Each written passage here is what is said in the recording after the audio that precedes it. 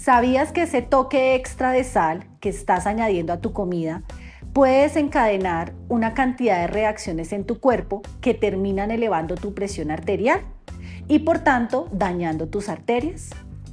Hola, bienvenidos a este video. Yo soy Paola Argüello y vamos a describir la hipertensión arterial y cómo genera grandes secuelas, grandes alteraciones en tu cuerpo.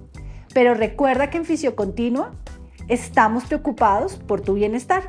Por eso también vamos a dar pautas desde el ejercicio físico, desde tu estilo de vida, para que puedas combatir a ese enemigo peligroso llamado hipertensión arterial. La hipertensión arterial, que por sus siglas la vamos a conocer como HTA, es una enfermedad, pero también es considerada un factor de riesgo para infartos y para accidentes cerebrovasculares.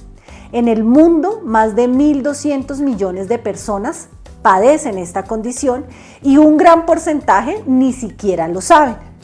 La descripción de esta patología nos va a llevar a reconocer cómo hay una interacción entre tus vasos sanguíneos, tus riñones y tu sistema nervioso. Así que empecemos a desglosar paso a paso qué pasa con esta enfermedad. Bien, empecemos por pensar que tenemos una dieta rica en sal. Entonces ahí está tu platico de comida con una ingesta importante de sal. Esa ingesta de sal y de manera excesiva, pues lo que va a hacer es que aumente la concentración de sodio en tu sangre, que es lo que normalmente conocemos como la natremia. Va a aumentarse ese valor. ¿Qué pasa entonces? Los aumentos de sodio en sangre nos van a llevar a que el sodio absorba más agua hacia el espacio intravascular. Quiere decir que dentro de tus arterias vas a tener mayor ingreso de agua. ¿Eso a qué nos lleva? Ese mayor ingreso de agua hace que aumente el volumen sanguíneo o lo que conocemos como la volemia. Al tener mayores niveles o mayores cantidades de volemia, pues ya tenemos un primer factor para aumentar nuestra presión arterial. ¿Por qué? Porque la presión arterial es la fuerza que ejerce la sangre sobre nuestras paredes arteriales. Entonces, fíjate, si nos vamos devolviendo, estamos diciendo que al consumir más sal, aumentas el volumen de sangre. Si aumenta el volumen de sangre, pues es evidente que esta pared de nuestra arteria va a tener que resistir mayor fuerza y por tanto la presión arterial está aumentada. Otro camino que nos va a permitir entender por qué es lesivo hacer ese consumo aumentado de sal es que cuando tenemos una mayor natremia, una mayor concentración de sodio en nuestra sangre, pues resulta que aumenta la osmolaridad plasmática. ¿Eso qué quiere decir? Que estamos aumentando la cantidad o concentración de solutos, que en este caso sería el sodio, que hay en la sangre. ¿Por qué eso resulta lesivo? Resulta lesivo porque ese aumento de osmolaridad se convierte en un estímulo para activar unas estructuras que son llamados los osmorreceptores, y esos osmorreceptores activan el hipotálamo, y al hacer esa activación hipotalámica se favorece la liberación de una hormona que es la hormona antidiurética. ¿Qué pasa entonces cuando en nuestro cuerpo empezamos a tener mayor cantidad de hormona antidiurética? Pues ella tiene unos efectos, y un primer efecto es que ella favorece la reabsorción de sodio y de agua en nuestros riñones. Entonces, fíjate, ¿qué estamos haciendo? Consumimos más sal, la sal lleva a que tengamos más hormona antidiurética Y eso hace que todavía estemos ingresando, no dejando excretar sodio, sino lo estamos teniendo en nuestro cuerpo, y adicional el sodio, decíamos, nos ayuda a reabsorber más agua. En conclusión, ¿qué vamos a tener? Vamos a conectarlo por aquí. Esto nos va a llevar a este mismo efecto, que es aumentar nuestra volemia. Súmenle a eso que la antidiurética también nos da o nos favorece la sensación de sed. ¿Y eso qué significa? Pues que naturalmente, por mero comportamiento, pues tú vas a aumentar la ingesta líquida. Entonces, eso también se suma a ese aumento de líquido en el cuerpo, por tanto, a ese aumento de volemia, que finalmente nos va a llevar también a esta ruta de tener mayor presión arterial. Ok, continuemos entonces reconociendo esta descripción de la patología.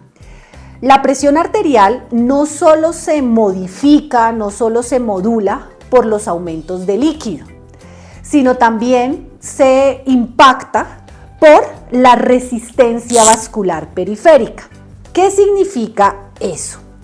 Significa precisamente esa fuerza de oposición, ese favorecimiento que tienen las arterias, por eso se llama resistencia vascular periférica, para el paso de la sangre.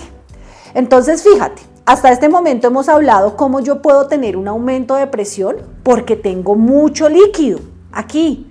Y entonces al tener más líquido, pues es evidente que la fuerza contra la pared es mayor.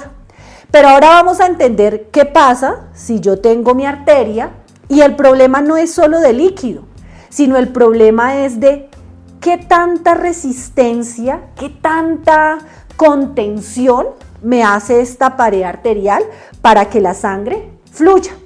Entonces resulta que cuando las personas tienen ya esa sensibilidad o llamémoslo a esa respuesta inadecuada a las ingestas de sal, pues empiezan a presentar otras condiciones que favorecen esa perpetuidad, esa cronicidad de la hipertensión. Entonces, la primera, tienen una disfunción endotelial. Eso significa que las paredes de sus vasos sanguíneos son más rígidas, tienen menos elastina. También se relaciona mucho esto con la edad. Entonces eso hace que ya tu arteria no sea tan complaciente, tan adaptable al flujo de la sangre, y entonces ella sea más resistente y más resistida a ese paso. Lo otro, estas personas tienden a tener una inadecuada respuesta simpática. ¿Qué significa eso? Que liberan mayor número de catecolaminas. Y las catecolaminas, la más famosa por ahora para este tema, la adrenalina. ¿Y qué pasa con esa adrenalina? Pues esa adrenalina es un factor disparador de vasoconstricción. Entonces lo que estamos diciendo es que debido a esto, tus arterias pasan de tener este diámetro que llamemos normal a un diámetro cada vez más estrecho. Esto también pasa cuando fumas. El efecto del tabaquismo hace que tus arterias estén más vasoconstreñidas. Y el otro factor es una activación inadecuada de un sistema que vamos a conocer como renina, angiotensina, aldosterona. ¿Por qué digo que es una activación? Pongámosle acá una carita triste, inadecuada, porque precisamente este sistema renina, angiotensina, aldosterona es un mecanismo fisiológico que tenemos las personas para poder compensar bajas en la presión arterial. Y claro, tú dirás, pero si acá tenemos es un aumento, ¿por qué está activado? Exactamente, porque hay una activación anómala debido al proceso patológico que ya está instaurado en tu cuerpo y que te voy a explicar a continuación. Entonces, hablemos del sistema renina, angiotensina, aldosterona. Vamos a explicar cómo funciona para que podamos precisamente validar por qué la hipertensión está activado de forma inadecuada. Este sistema es un sistema de regulación. Él nos ayuda a regular nuestra presión arterial gracias al manejo, al balance que hace del volumen de líquidos en nuestro cuerpo. Bien. Se activa precisamente cuando tenemos ciertas condiciones. Una de ellas, baja la presión arterial, ¿ok? Cuando tenemos disminución en el volumen de líquidos, que lo llamaremos hipoperfusión. También cuando hay bajas de concentraciones de sodio o cuando hay procesos de activación simpática. En ese momento se activa este sistema. ¿Qué hace el sistema cuando se activa? Lo primero es que funciona en nuestro riñón. Vamos a pintar acá un riñoncito en ese riñón. En el riñón hay unas células que se llaman las células justaglomerulares. Y esas células justaglomerulares secretan la renina. Esa secreción de renina activa a nivel hepático, a nivel de nuestro hígado, la secreción de una sustancia que se llama el angiotensinógeno. Y gracias a esa modulación de la renina sobre el angiotensinógeno, tenemos una secreción de una sustancia que es la angiotensina 1. Bien. Esa angiotensina 1 requiere la acción de una enzima que la conocen mucho en el ámbito incluso farmacológico como la ECA, que significa enzima convertidora de angiotensina.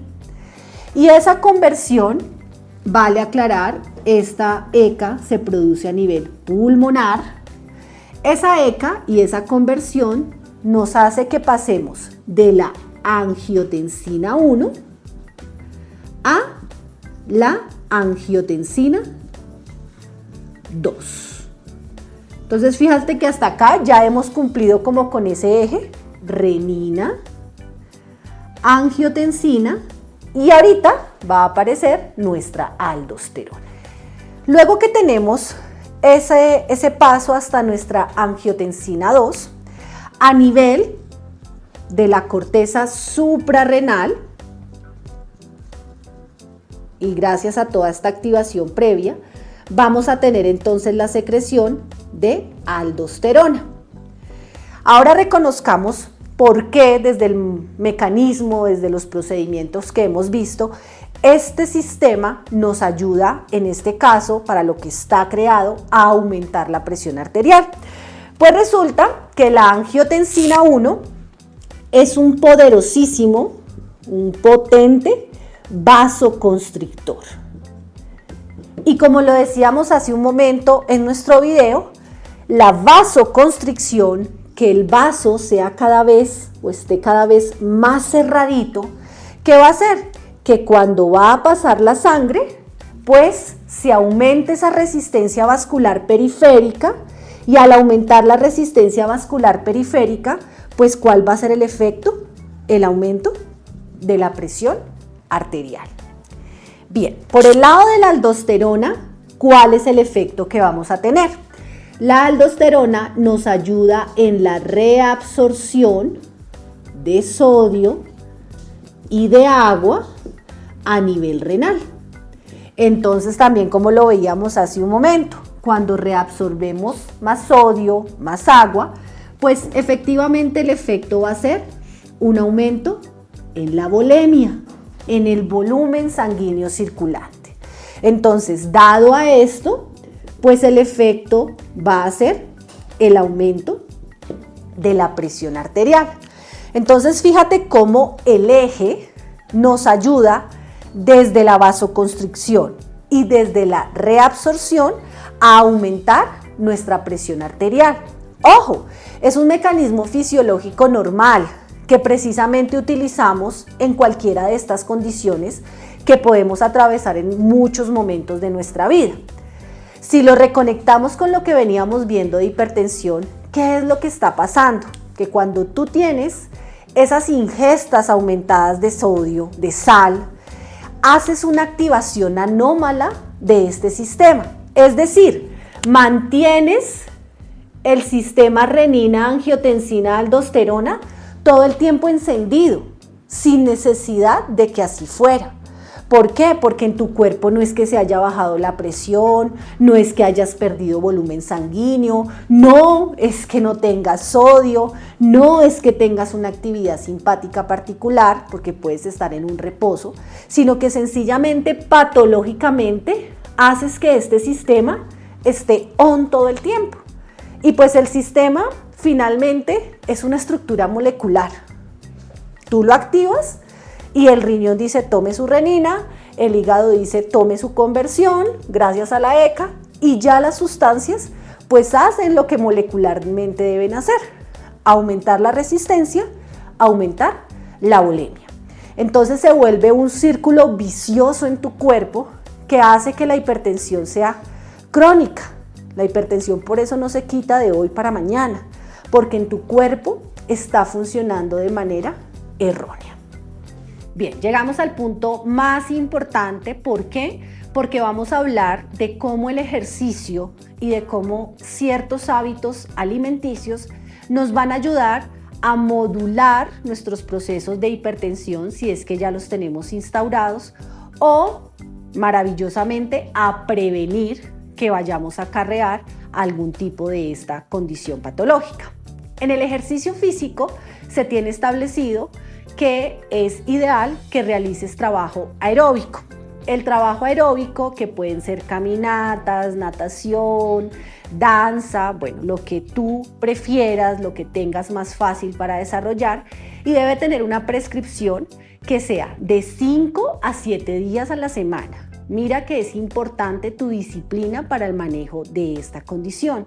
Lo otro, debe ser en una intensidad de 40 a 60% del VO2 máximo. ¿Eso cómo lo puedes llevar, digamos que a tu rutina diaria? Debe ser de una intensidad entre moderada a intensa simplemente. Y debes realizar este ejercicio de manera continua por lo menos de 3 a 4 meses. ¿Por qué? Porque todos estos ejercicios lo que hacen es disminuir la resistencia vascular periférica, mejorar el manejo hídrico de tu cuerpo y se ha podido corroborar que eso puede reducir de 5 a 7 milímetros de mercurio el valor de tu presión. Puedes también vincular ejercicios de fuerza. En los ejercicios de fuerza se recomienda que sean entre un 50 a un 70% de tu resistencia máxima o lo que comúnmente llamamos RM. Necesitas realizarlo de 2 a 3 días a la semana y bueno, ya es importante que hagas un ejercicio en cada una de las zonas corporales. Importantísimo para el ejercicio de fuerza especialmente que evites la maniobra de Valsalva. La maniobra de Valsalva es popularmente hacer pujo, ¿sí? Que cuando tú hagas los ejercicios hagas una mala respiración. ¿Por qué? Porque cuando tú haces pujo, eso hace que tus arterias estén más cerradas. Y ya sabes que la vasoconstricción no nos interesa porque eso nos aumenta aún más la presión arterial. El otro aspecto importantísimo a tener en cuenta pues es la parte nutricional, nuestros alimentos. Ya vimos cómo esa sal extra que muchas veces utilizamos pues resulta muy lesiva para nuestro cuerpo. Por eso la OMS, la Organización Mundial de la Salud, y la AHA, que es la Asociación Americana del Corazón, pues que son dos instancias científicas que dan recomendaciones genéricas para el manejo de estas enfermedades crónicas, validan que el consumo debe ser máximo diario de 5 gramos de sal. Ojo, eso equivale a 2 gramos de sodio. Normalmente uno siempre ve en las etiquetas la unidad en miligramos, pues eso sería igual a 2000 miligramos de sodio, al día. Tenlo muy en cuenta. Claro, a veces es difícil un poco hacer esos cálculos, pues porque tenemos la sal que adicionamos a nuestros alimentos, la sal que viene en algunos alimentos procesados. Más o menos se estima que es una cucharadita rasa de sal lo que necesitamos diariamente. Hay que tener algunas indicaciones o algunos tips para nosotros ayudarnos un poco en este manejo de la sal. Importante, antes de añadir sal a tus alimentos, pruébalos, porque seguramente ya tienen el nivel de sal adecuada, pero lo que estamos haciendo es añadiéndoles algo que no es necesario. Segundo, evita los embutidos. Tal vez son de los alimentos que más contenido de sodio traen incorporados. Tercero, trata de tener las fuentes naturales, o sea, los alimentos que tú puedes preparar en la casa y en los cuales puedes modular un poco más esa sal añadida que le ponemos a los alimentos. Prefiere alimentos frescos que también tienen menores contenidos de sal. Y si bien es un proceso para algunas personas difícil de asumir, hay que empezar a enseñarle a nuestro paladar a comer con menos cantidades de sal. Se estima que en 2 o 3 semanas tu paladar puede estar adaptado a consumos menores. Entonces, pues ¿cuándo debemos empezar? Ya mismo, porque así más pronto vamos a tener ese cambio.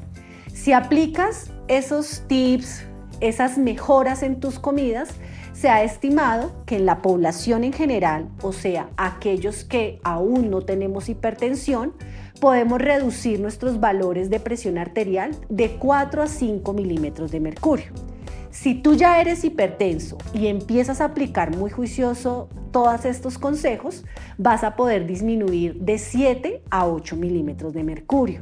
Esa es una inversión importantísima y muy favorecedora para tu cuerpo, para que probablemente tu tratamiento farmacológico pueda ser modulado y con ello pues puedas tener menores secuelas y menores reacciones adversas que muchas veces traen los medicamentos. Bueno, espero que hayas podido ver todo el video.